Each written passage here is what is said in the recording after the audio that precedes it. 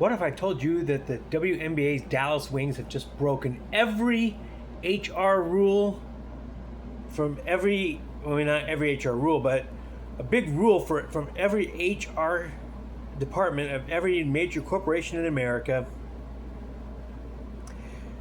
You see, the Dallas Wings have just drafted Azzi Fudd, who happens to be the girlfriend of Paige Bueckers, their top draft pick last year. So now we have a dating couple on the same team.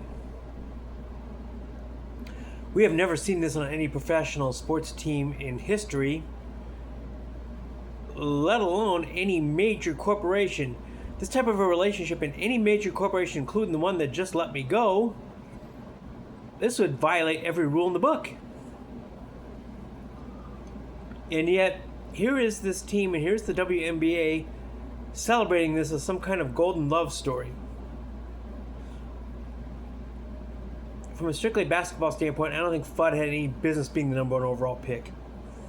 I could probably think of 5 others that would have been a lot better in that particular slot. But, as usual with this league, they wanted to create a narrative. An inclusive, liberal, whatever narrative.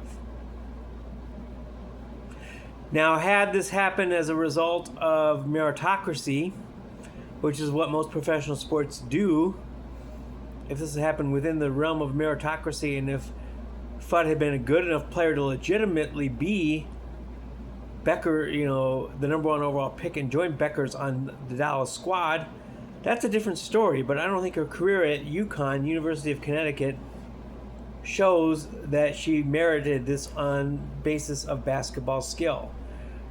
Major league sports are a meritocracy. One hard look at the NFL. People don't get what they get unless they have earned it. With a small handful of exceptions over the years in the NFL. Michael Sam, looking at you. However, he didn't even make the squad, so that's not even really part of this conversation. But that said, Fudd, being a number one overall pick in the WNBA draft, is almost certain to make the roster at minimum, and will probably play with her girlfriend on the court all season long, barring injury. Obviously, I don't wish an injury. I would like to see Fudd prove herself on the court to be a valuable asset and help that team win, which that team has not won for a very long time. But this violates every HR policy in every big corporation in America, including the one that I just recently left, and also probably every single one of them out there, hundreds of them.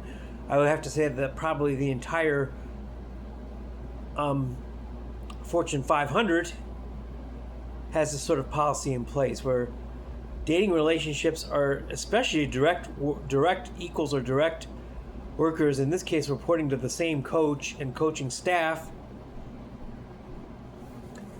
in America, in corporate America, this is not allowed almost anywhere.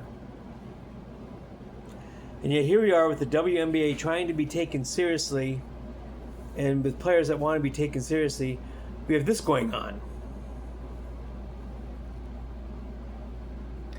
In my guesstimation, this is actually worse than the Diana Rossini scenario. At least that was between 2 different individuals in 2 different organizations. Now, obviously, when you're sleeping with the people that you're covering, it's probably not a very good thing, because then your integrity, comes into question. But at least in that situation, you're dealing with 2 different people who work for 2 different organizations. Diana Rossini for The Athletic and Mike Vrabel for the New England Patriots.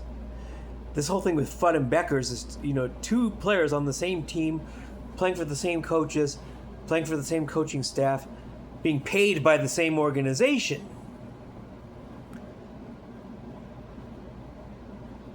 A violation of every ethic and moral in corporate America just was celebrated by the WNBA in this particular draft. And again, as I said, yes, I'm a devoted Christian. Bueckers in particular was raised as one. So it doesn't. It makes me, pretty not depressed, but disappointed that she became this way. But this is America, and for us Christians to have freedom of expressing our beliefs, everybody else needs to have the same. But in this particular case, we have an ethics violation. An ethics violation being celebrated by a league and a commissioner who have promoted this as some sort of positive. It's not. It's worse than the Weber-Rossini scenario. And so that's where this is. If the season goes long and Fudd proves to be a skillful player who helps the team win, then I will eat my words.